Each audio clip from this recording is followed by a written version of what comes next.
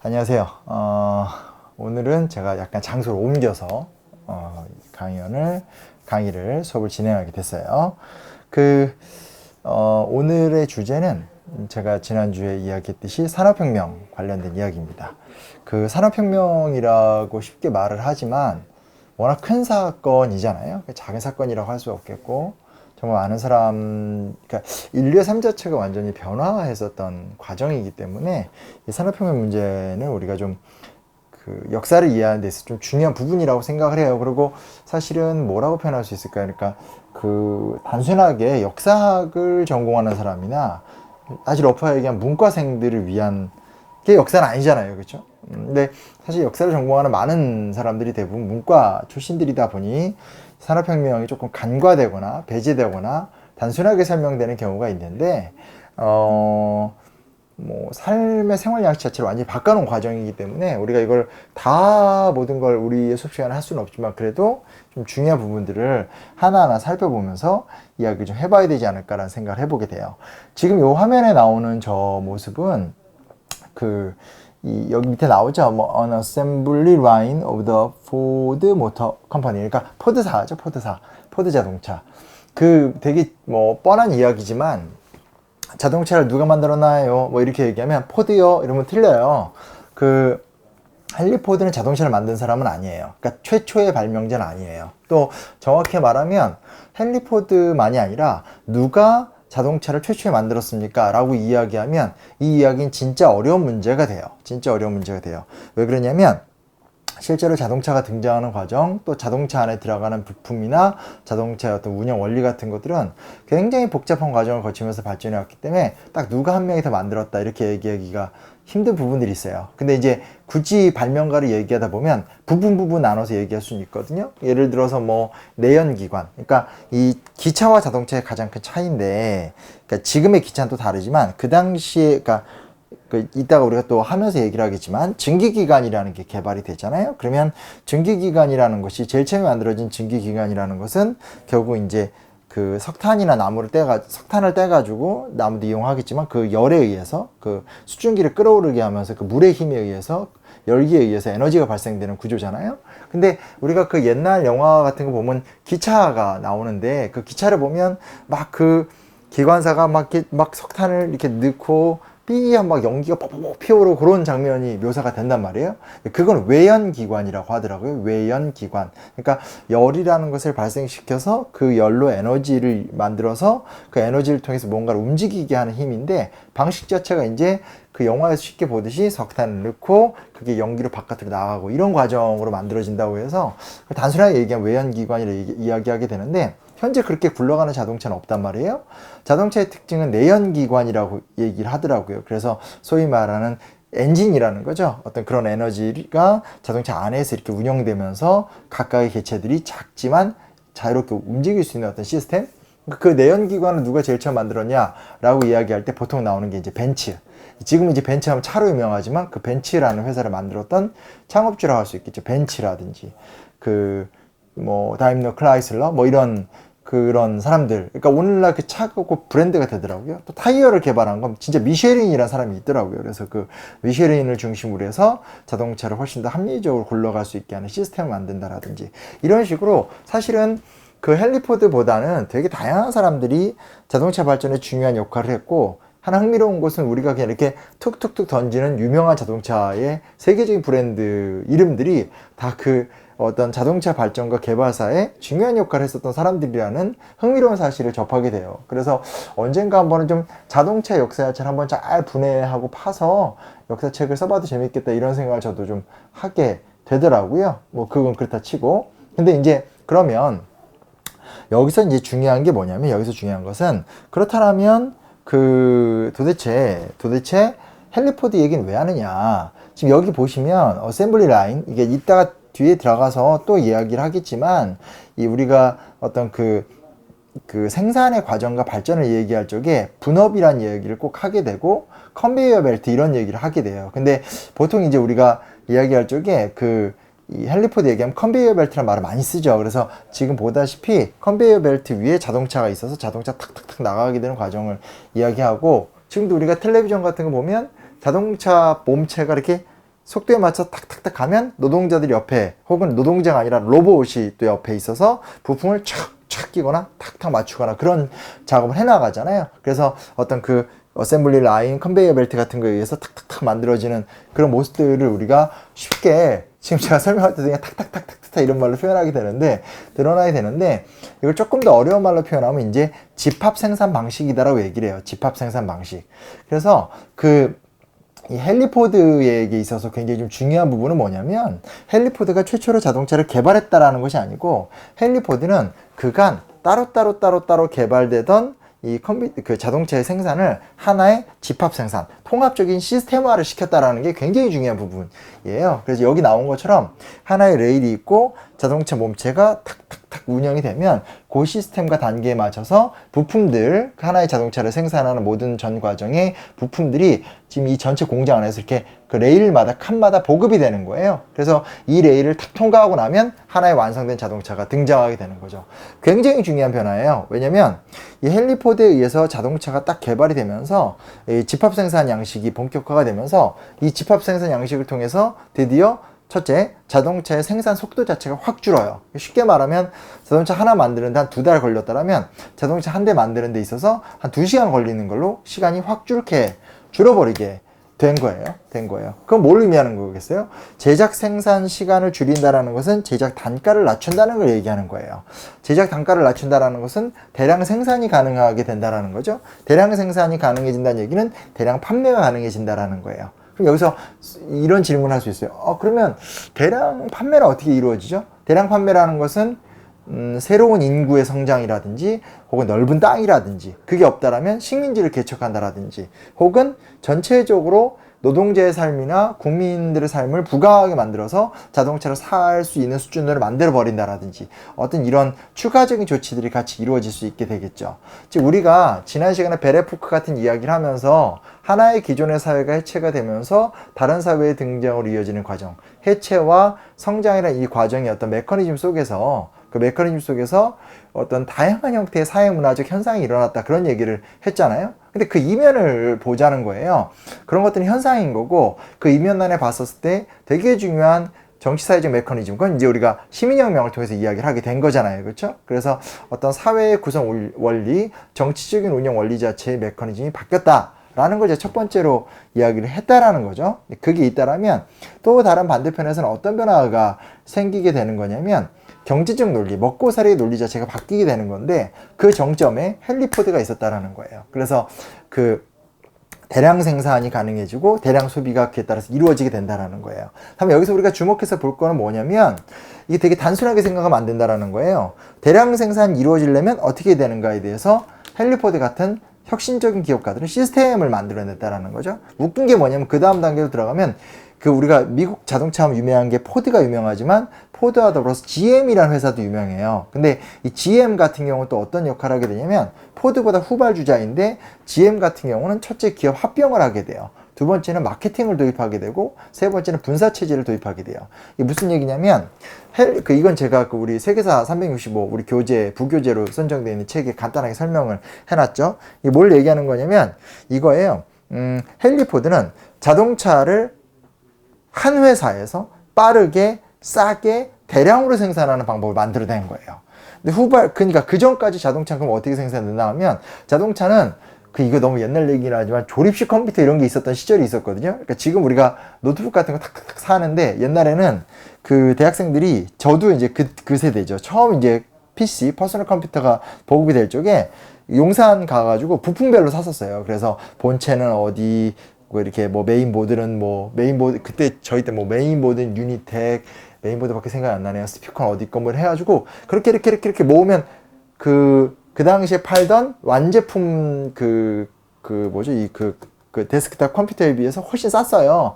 훨씬 한 3, 40만 원 이상 쌌어요. 그러다 보니까 우린 그렇게 많이 했었죠. 그런 것처럼 초기에 자동차가 나왔었을 때는 자동차를 타이어는 미쉐린에서 생산을 해, 내연기관은 벤츠과 이러다 보니까 사실은 제일 처음에 자동차가 생산이 될 때는 주문이 들어오면 큰 미국으로 얘기한다면 창고 같은 틀거리에서 주문을 받아가지고 몇몇이서 만드는 거예요. 그래서 여기서 사오고 저기서 사오고. 근데 그걸 깬 거죠. 그거를 이제 헨리 포드가 깼다라는 거예요. 그래서 거대한 팩토리가 있어가지고 팩토리 안에서 탁탁탁탁 만드는 집합 생산으로 헨리 포드가 전에 없는 어마어마한 경영 혁신을 이뤘다는 거예요. 그래서 여기서 뭘 쏙 빼보면 지금 경영 혁신 얘기만 쏙 나오게 되는 거예요. 그런데 그 다음 후발주자인 GM은 어떤 행동을 하게 되냐면, GM은 첫째, 일단 이 헨리 포드 차들은 항상 거의 대부분 검은색 차량이었거든요. 그러니까 나름 되게 독실한 청교도였기 때문에 아마 그런 색깔을 고수한 걸로 추정을 하고 있는데, 근데 일단 GM은 마케팅을 되게 중요시 여겨요. 그래서 이 마케터들이 고객 성향을 파악한 다음에, 포드차가 좋긴 한데 포드차가 색감이 별로다, 색깔이 좀 다양했으면 좋겠다, 스타일이 이랬으면 좋겠다 라고 해서 생산의 영역에서의 혁신이 아닌 마케팅 영역에서의 혁신을 GM이 이뤄요. 또 하나 중요한 건, 그런 걸 이루어내기 위해서 기업의 조직도 기존의 이 포드 회사 같은 경우는 헨리 포드를 중심으로 해서 아주 일체화된, 소위 말하는 독재 시스템의 구조 시스템이었거든요. 이제 그에 비해서 GM 같은 경우는 기업을 분사별로 나눠서 마케팅 전담부서, 뭐 이렇게 판매 전담부서, 영업 전담부서 이렇게 나눠서 운영을 하는 거죠. 이제 그러다 보면 다 전담부서들이 따로 나뉘어져 있기 때문에 각각의 자기 전담부서에서 어떤 집중된 행동들이나 활동들에 포커싱을 하고 그것을 이렇게 맞추어서 통합하면서 이제 운영을 하게 되는 새로운 형태의 경영 운영 논리라는 게 이제 만들어지게 되는 거죠. 되는 거예요. 그리고 이제 거기에 더해서 이제 어떤 현상이 생기게 되는 거냐면, 이 GM은 기업을 합병을 해요. 그게 무슨 얘기냐면 이거예요. 봐봐요. 그 완제품을 만드는 데 있어서는 타이어 전문 제작업체도 필요하고, 그리고 보험사도 있잖아요. 그러니까 자동차를 많이 몰고 다니면 나의 자동차 보험이라든지, 그리고 뭐 자동차 대출 같은 것들. 그래서 이게 타이어나 엔진 같은 것들 단순히 생산 영역에서의 합병만 이야기하는 것이 아니라, 운전자가 자동차를 몰면 그 몰게 되는 그 운전자에게 필요한 것들, 보험이라든지 뭐 대출금이라든지 이런 것들의 회사까지 다 합병을 해요. 그러니까 그 GM에서 자동차 사게 되면 이런 거죠. 포드에 가서 자동차 사게 되면, 첫째, 자동차 색깔이 좀 다양해질 수 없나요? 포드차는 검은색입니다. 안 사요. 두 번째, GM으로 가면 자동차 색깔을 뭘 원하세요? 저는 약간 뭐 레드가 좋아요. 레드도 있고 블루는 어때요? 이렇게 되는 거고. 근데 이제 포드사에서 자동차 살 때, 그래도 저는 검은색 포드차를 사고 싶은데 사는데 그 대출금이 좀 필요해요. 그럼 이거 옆에 저기 어떤 회사 가서 대출금을 받아오세요. 보험은 어떡하죠? 그건 저희 몰라요. 이렇게 가는 건데, GM으로 가면 대출 상품 이런 게 있으니까 여기서 원스톱 시스템으로 돼요. 그리고 보험은 끝나고 나갈 때 사인 하나만 하면 더 돼요. 이런 식으로 어떤 그런 기업의 인수합병을 통한 토탈리티를 구축을 하게 되니까 이게 또 다르게 되는 거죠. 지금 제가 시작부터 뭐 이 얘기를 막 미친 듯이 떠들었는데, 자본주의를 이야기할 적에 바로 이러한 맥락들이 만들어진다는 거예요. 어디서부터 무엇을 시작하는가에 대해서는 다 그 시기와 상황에 따라서 달라지는 거지만, 하나 중요한 건 이런 식으로 경영의 혁신이라든지, 그리고 시장의 변화라든지, 그리고 그로 인한 삶의 상황의 변화라든지. 왜냐면 삶의 상황의 변화라는 것은 뭐냐면, 그전에는 자동차가 없었는데 자동차가 생겼잖아요. 제일 처음에는 자동차라는 것이 생겼었을 때 되게 저열하게 봤어요. 왜냐면 자동차라는 거는 기계가 운전하는 건데, 마차라는 것은 기름 냄새도 안 나고 딱 그 마부가 운전해주고 옆에서 딱 문도 열어주고 어떤 그런 폼이 나잖아요. 그리고 제일 처음에 만들어진 이 자동차들은 실제로 달리는 시속 같은 게 되게 뭐 20km 미만 이랬기 때문에 마차보다 속도가 느렸어요. 그래서 이거 정말 진짜 웃긴 얘기지만, 제일 처음에 자동차가 만들어졌을 때는 자동차 안내원이 있어요. 안내원이 뭐냐면, 자동차보다 먼저 뛰어가서 저희 귀족 백작이 모시는 자동차가 옵니다, 여러분 비켜주세요 하는 사람이 있었다고 해요. 웃긴 거죠. 사람이 뛰어가는 것보다 차가 느리니까. 이런 정도로 제일 처음에는 자동차가 등장했었을 땐 없던 수요를 창출하는 효과가 나타나게 되는 거잖아요. 그러다가 결국은 자동차의 성능이 향상되고 자동차가 훨씬 편리하다는 걸 알게 되면서 마차가 사라지게 되고, 그 다음에 이제 아까도 말씀드렸듯이 그전엔 취향이라는 게 없었었는데, 난 노란색 차, 나는 빨간색 차, 이런 디자인의 차, 이런 것이 강화된 스포츠카를 원해, 나는 세단을 원해, 이런 식으로 바뀌게 되면서 그로 인한 다양한 각종 변화가 생기게 된다는 거예요. 그래서 우리가 자본주의를 어떻게 이해할 것인가, 역사적으로 자본주의를 어떻게 봐야 되는가에 대해서 뭐 이렇게 막 거창하게 생각하는 경우가 있고, 혹은 거창하긴 한데 내가 살아가는 실물 경제하고 또 되게 거리가 있고, 이렇게 막 혼란스러워하는 경우가 많아요. 근데 일단 이런 맥락이 있다라는 것들, 자본주의와 산업혁명은 그 자체로 삶의 질을 끝도 없이 변화시키는 과정. 근데 그 바운더리 안에는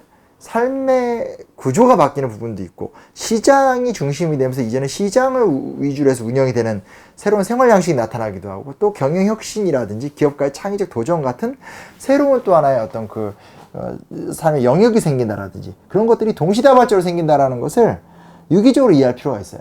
그래서 이걸 제가 이렇게 도표와 그림을 그려가면서 1단계 이거, 2단계 이거 이렇게 가는 거 아니거든요. 그래서 그런 감각을 먼저 기억해 달라. 물론 오늘 저는 그 기초 위에서 하나하나 체계적으로 설명을 하긴 할 거지만요. 알겠죠?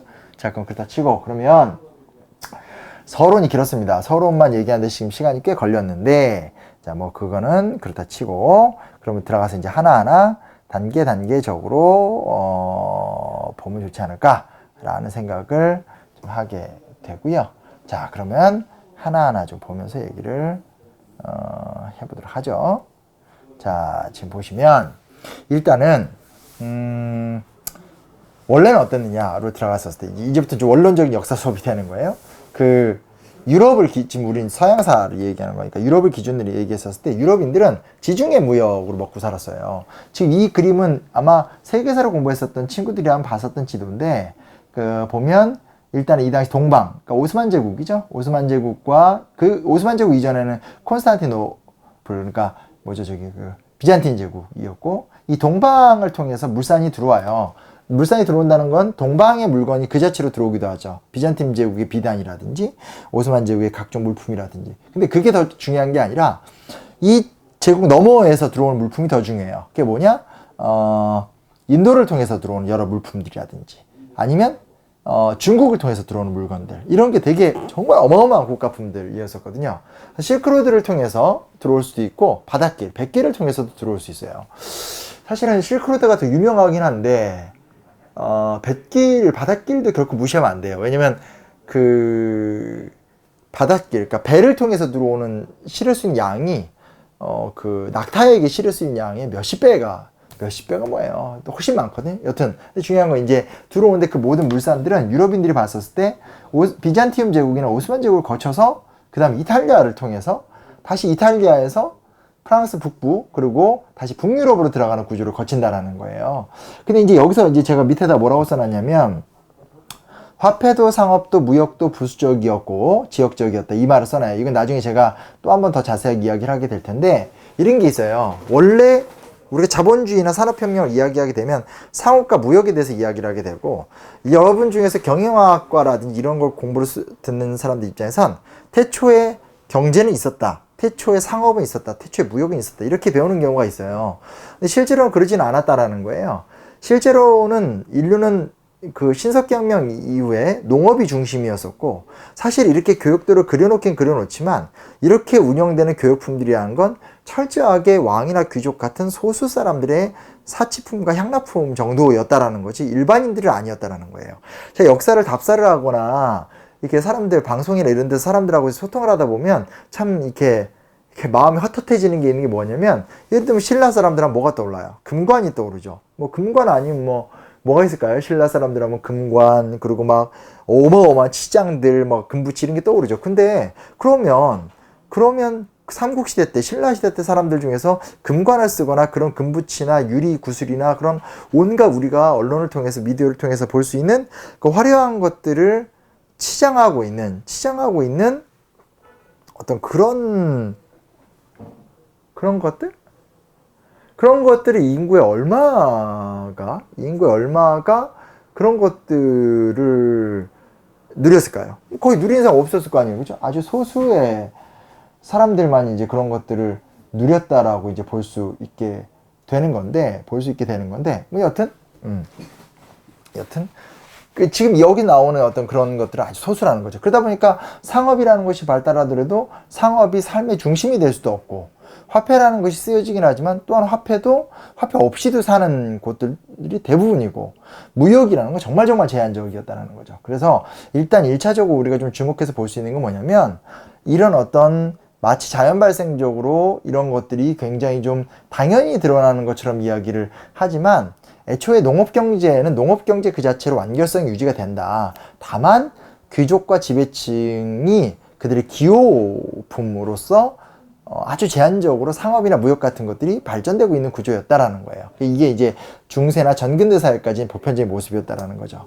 그다음에 이제 중요한 변화가 생겨요. 굉장히 중요한 변화가 생기게 되는데 그 중요한 변화 중에 첫 번째로 우리가 얘기해 볼 수 있는 이제 변화는 뭐냐면 신대륙 발견이다라고 좀 볼 수가 있어요. 신대륙 발견.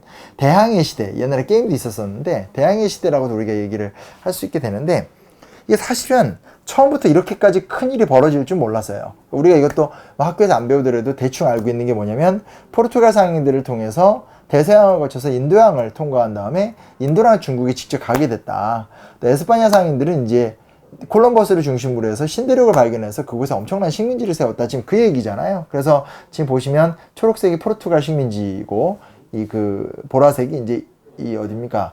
그 아메리카의 에스파냐 식민지죠. 근데 시작부터 그랬던 건 전혀 아니에요. 시작은 애초에 여기 나와 있듯이 지중해 무역이 중심이었고 이 지중해 무역에서 소외된 곳이 여기 나오듯이 에스파냐나 포르투갈이에요. 그나마 에스파냐 같은 경우는 이제 지중해를 맞닿아 있죠. 다만 에스파냐 입장에선 서부 지중해인데 무역은 동부 지중해가 핵심이거든요. 그러다 보니까 이제 서방권에 있으니까 분리할 수밖에 없는 거고. 그리고 그러려면 이제 에스파냐 입장에선 결국은 저 이탈리아에 있는 소도시 국가들을 다 장악을 해서 식민지를 만들든지 해야 되는데, 야, 이 이탈리아 북부의 도시 국가들을 노리는 나라가 이 어딥니까?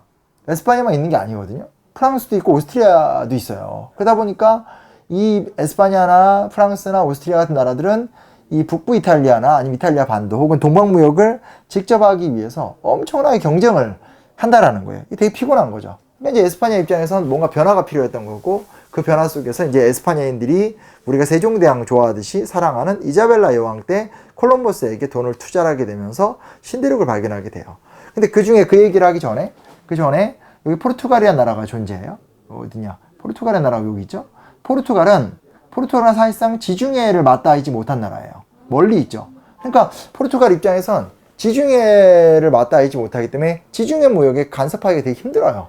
근데 이제 포르투갈 입장에서 볼 수 있는 건 뭐가 있냐면 포르투갈에서 남하를 하면 아프리카 북부의 일부가 보여요. 그래서 원래는 포르투갈이 이 뭐냐 대서양을 개척하려고 시작을 했던 건 아니고 항해왕 엘리케 같은 경우도 대표적인데 대서양을 개척하려고 했던 게 아니라 아프리카 쪽으로 진출해서 뭔가 좀 다른 그 무언가를 얻어내야 되지 않을까? 특히 당시 아프리카에선 이슬람 상인들이 노예무역을 하고 있었거든요. 우리가 거기다 좀 빨대를 꽂으면 뭔가 좀 얻어낼 수 있지 않을까? 이런 생각을 해서 사실은 아프리카 북부를 탐험하기 시작해요. 근데 아프리카 북부를 탐험하던 과정 중에 그동안 유럽인들에겐 알려지지 않았었던 아조레스 제도라든지 아프리카 북부와 대서양 사이에 여러 섬들이 있다는 걸 알게 돼요. 그러면서 그동안의 사람들의 지식이라는 건 지금 이 지도에 나오는 것처럼 주로 오늘날 알제리, 모로코, 튀니지, 즉 북아프리카에서도 주로 지중해를 향하는 영역만 알았는데 드디어 포르투갈인들에 의해서 그 바깥쪽 영역인 거죠.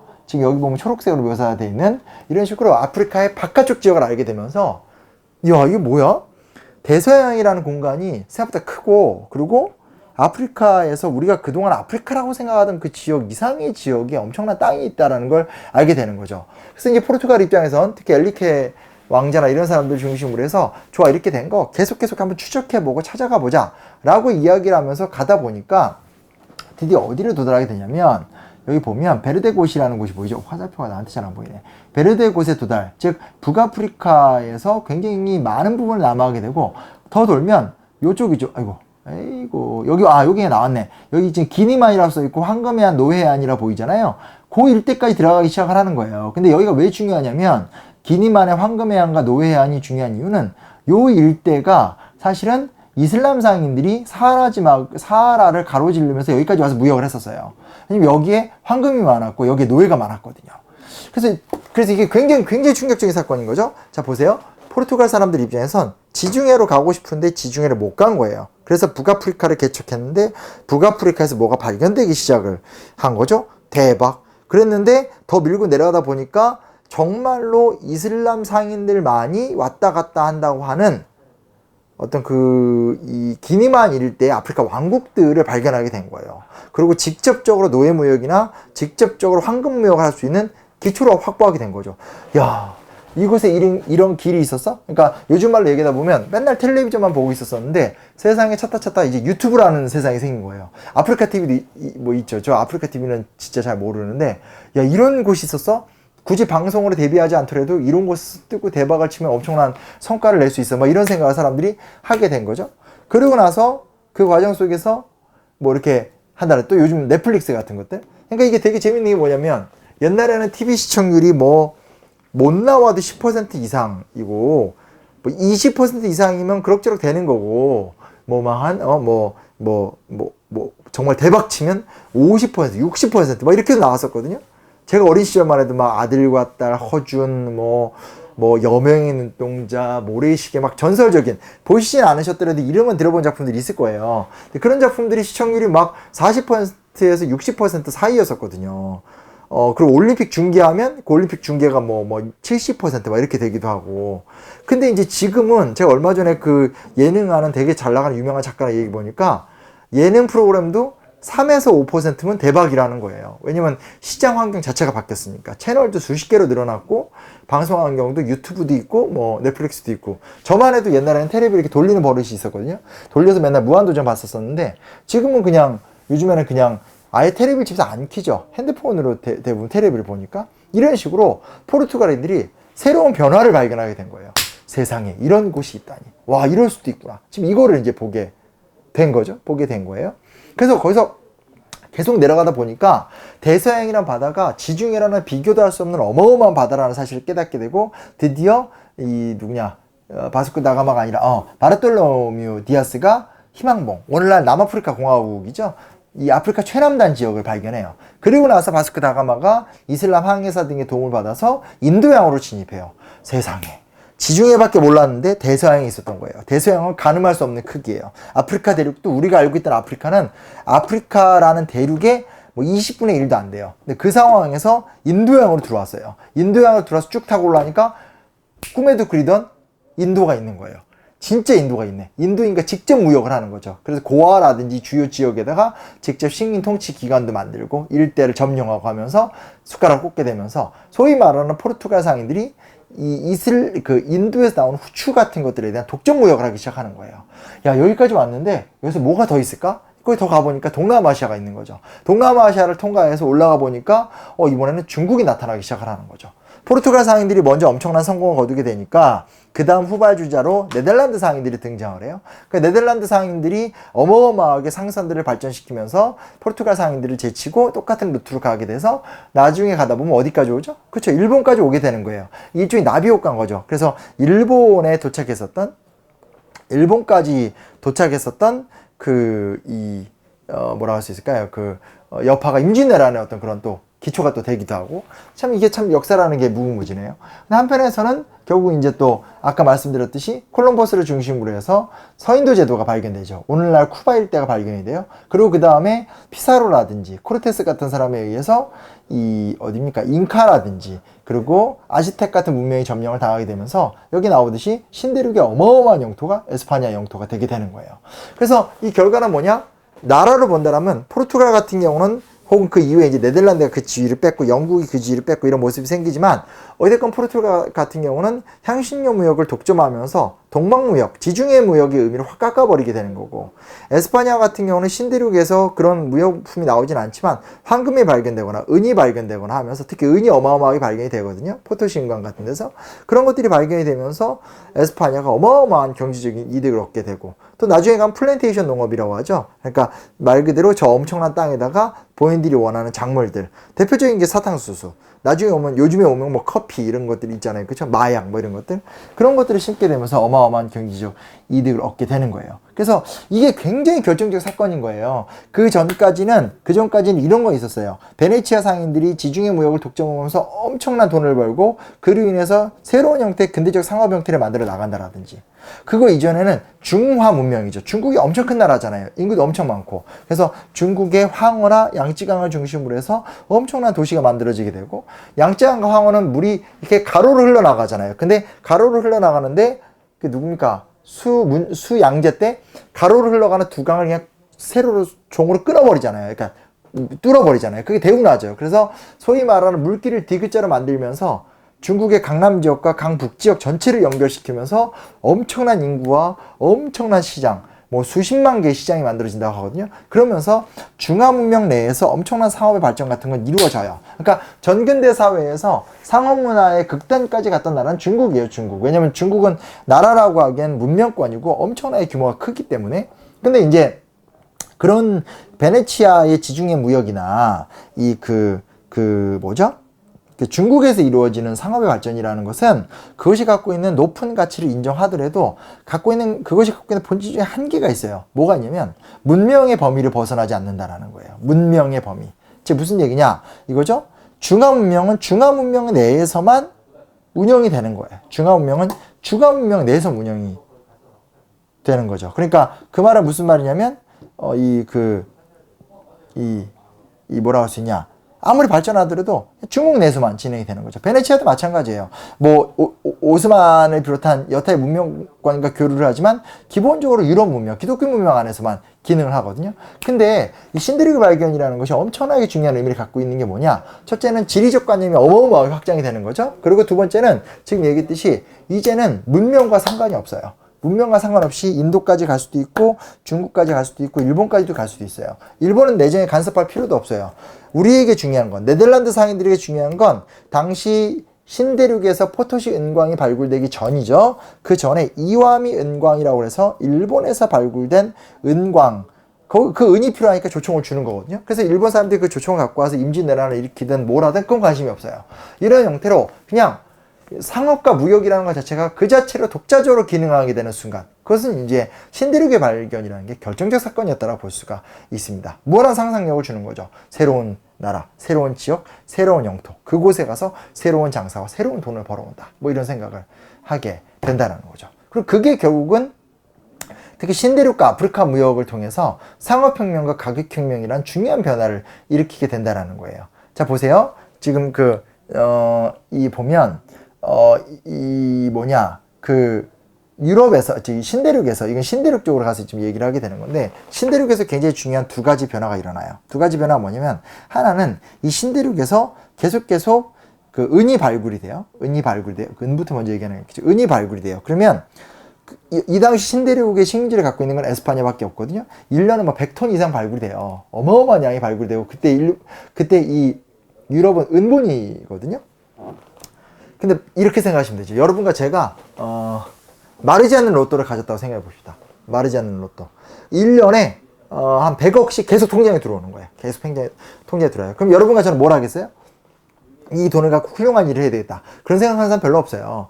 아니, 나만 그런가? 하여튼 100억이 들어오면, 근데 그걸 죽을 때까지 계속 돈이 들어오는 거예요. 100억씩. 그러면 굳이 일을 할 필요가 있어요? 일을 할 필요 없죠. 계속 소비하면 돼요. 근데 보세요. 예를 들어서 여러분과 저한테, 우리 수업 듣는 친구들 한 60명 되잖아요. 여러분과 제가 달달에 100억씩 받아요. 그러면 달달에 계속 그 돈을 쓴다고 쳐요. 그러면 60명이 100억이니까, 잠깐만, 여기서 어려워지네.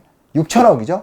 달달이 6천억이라는 돈을 우리가 계속 몇 년간 쓴다고 생각해 보세요. 10년, 20년. 죽을 때까지 쓰는 거니까 몇십 년을 쓸 수 있죠. 그러면 그 얘기 뭘 의미하는 거냐면, 우리나라에 필연적으로 인플레이션 현상이 발생할 수밖에 없어요. 왜냐면 노동을 해서 노동의 결과로 새로운 산업적 결실을 내는 과정이 아니라 그냥 속된 말로 돈을 한국은행에서 계속 찍어서 저희들한테 돈을 주는 거 아니에요. 그러면 시중에 통화량이 올라갈 수밖에 없어요. 즉 신대륙에서 은이 대거 나온다는 얘기 무슨 얘기냐면 은이 어마어마하게 유럽 대륙에 유입이 되는 거죠. 유입이 되면서 은의 가치가 하락될 수밖에 없어요. 그리고 은이 많아지게 되면서 자연스럽게 물가는 올라갈 수밖에 없어요. 즉 예전에는 요즘 말로 얘기하면 100원의 아이스크림 한 개를 샀더라면 1,500원 아이스크림 한 개 사는 현상이 나타날 수밖에 없다는 거예요. 그걸 갖다 가격혁명이라고 얘기를 해요. 가격혁명. 즉 신대륙에서 발굴된 은을 갖다가 무한정으로 지금, 물론 무한정까지는 아니었지만 무한정이라는 말을 쓸 정도로 수십 년간 이 유럽의 경제 변동이 일어나야 되는 거죠. 막 쏟아져 들어오게 된다라는 거예요. 그렇게 되면 물가가 올라갈 수밖에 없잖아요. 그걸 가격혁명이라고 하게 되는데, 이 가격혁명이라는 것이 어떤 변화를 일으키게 되냐면 이렇게 생각하시면 돼요. 자, 첫째, 당장은 인플레이션 현상이 너무 심각해지기 때문에 먹고 사는 데 있어서 새로운 방법을 찾을 수밖에 없어요. 이게 무슨 얘기냐? 그전에는 농업경제였잖아요. 농사를 짓고 직접 그 농사로 지은 농사로 먹고 살거나 아니면 농사를 짓고 그 농사를 통해 나온 그 소출물을 착취해서 먹고 사는 구조였는데 은이 대박인 거예요. 그럼 이걸로 먹고 살 수가 없어요. 그러니까 당연히 농업경제에 의존했던 사람들이 생존을 도모하기 위해서라도 상업이나 무역에 관심을 가질 수밖에 없고 몰락한 농민들은 선원이 될 수밖에 없고 성공한 영주들은 자기의 자본금을 잘 투자해서 이제는 영지를 늘리려고 하는 것, 즉 토지 귀족으로서 여러 다른 귀족과 경쟁을 하면서 남의 땅을 뺏어오려는 것이 중요한 것이 아니라 자기의 노력을 바탕으로 이제 뭐예요? 해외무역에 투자를 하든 본인이 직접 선장이 되든 해서 해외에 가서 돈을 벌어오는 게 훨씬 좋게 되는 거죠. 그러니까 가격혁명이라는 것은 단순하게 물가가 올랐다는 것을 의미하는 것이 아니라 물가가 오르게 되면서 기존의 산업구조가 파괴가 될 수밖에 없고 기존의 산업구조가 파괴가 되면 그 산업구조를 먹고 살던 사람들이 새로운 생계를 도모할 수밖에 없게 되는 거예요. 근데 그 새로운 생계에 도모하는 방식이 뭐다? 그게 상업이라는 거죠. 상업이라는 거죠. 그래서 요 상업혁명이 연이어서 일어나게 됩니다. 근데 상업혁명이라는 것은 단순하게 그 지금 말한 대로 유럽 내적인 변화만을 의미하는 게 아니에요. 보세요. 은은 캐다 보면 끝나게 돼 있어요. 그리고 많이 들어보신 얘기겠지만 특히 최근에 많이 이야기하는 거지만 유럽인들 입장에서는 지금 신대륙에 와서 은 캐는 것만으로 안 되니까 플랜테이션 농업이라는 걸 하게 된다고 얘기했어요. 대규모 땅은 널린 게 땅이니까 그곳에다가 대규모 농사를 짓는 거죠. 하지만 유럽인들이 직접 농사를 짓진 않아요. 그럼 누가 대신 지어야 되겠어요? 원주민들이 짓는 거예요. 근데 엄청 가혹하게 착취를 했다라는 거예요. 그리고 천연드라고 그래서 이 신대륙에 살아가는 사람들은 견딜 수 없는 병균이 이 유럽 대륙에서 신대륙에서 퍼져나가게 된 거죠. 옛날에는 유럽인들이 착취를 해서 원주민이 다 죽었다고 얘기하다가 얼마 전까지만 하더라도 전염병 때문에 천연두 같은 것들이 전파가 되면 다 죽었다라고 얘기를 하다가 또 최근에 연구 결과 보니까 질병의 전파도 있지만 착취의 정도가 높았다라는 또 이 입장으로 좀 바뀌어서요. 여튼 간에 결론은 뭐냐면 유럽 대륙 자꾸 말 헷갈려 미안해요. 신대륙에 있었던 그 원주민들이 대거 죽어나가기 시작했다라는 것만큼은 분명한 거죠. 그러면 여기서 사람이라는 게 이러지 말아야지 진짜 잘못됐다. 우리가 정말 이 원주민들과 함께 상생해야 되겠다. 이렇게 생각하는 사람도 없어요. 새로운 착취의 터를 찾게 되는 거죠. 그 착취의 터가 뭐겠어요? 그죠?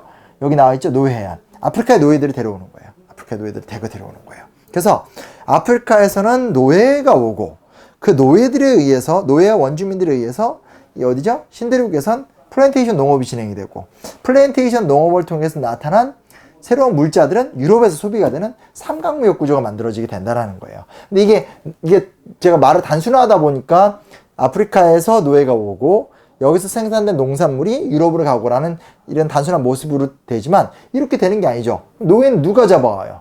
그렇죠? 노예를 잡으려면 당연히 노예 상인들이 파견이 돼야 되고 또 다시 이러면서 이렇게 선순환 효과가 나타나게 되는 거죠. 그렇죠? 그리고 신대륙에 있는 물품을 또 끌어오게 되려면 또 그 신대륙의 물품을 관리하는 사람들이 필요하게 되고 이런 식으로 해서 지금 얘기하듯이 이렇게 그 삼각무역이라는 것이 활발하게 이루어지게 된다는 거죠. 그리고 이 삼각무역이 활발하게 이루어지게 된다는 것은 더 이상 경제 중심이라는 것이 농업이 아니라 상업이 중심이 된다는 것들. 그래서 가격혁명과 상업혁명을 같이 따라오게 되는 거예요. 가격혁명을 통해서 이 시기에 농업경제가 파괴가 되고 농업경제가 파괴가 되는 만큼 사람들은 새롭게 뜨는 상업과 무역에 종사할 수밖에 없게 되는 그런 연쇄효과가 나타나게 된다는 거예요. 이게 굉장히 중요한 변화입니다. 그래서 우리가 자본주의에 대해서 산업혁명을 이야기하기 전에 산업적인 혁명의 전 단계로서 부수적이고 지역적이었었던 상업과 무역이 이제 삶의 중심적인 변화로 이루어지는 데 있어서 대항해 시대, 신대륙의 발견 이런 것들이 있었다는 것들 또한 더불어서 지금 얘기했듯이 어떤 그 가격혁명과 상업혁명을 통해서 어떤 생활의 구조의 근본 구조가 바뀌어 나갔다는 것들 이런 것들에 대해서 같이 좀 기억을 하면 좋겠다는 생각을 해보게 됩니다. 자, 이제 여기까지 하고 잠깐 쉬었다가 얘기 이어서 할게요.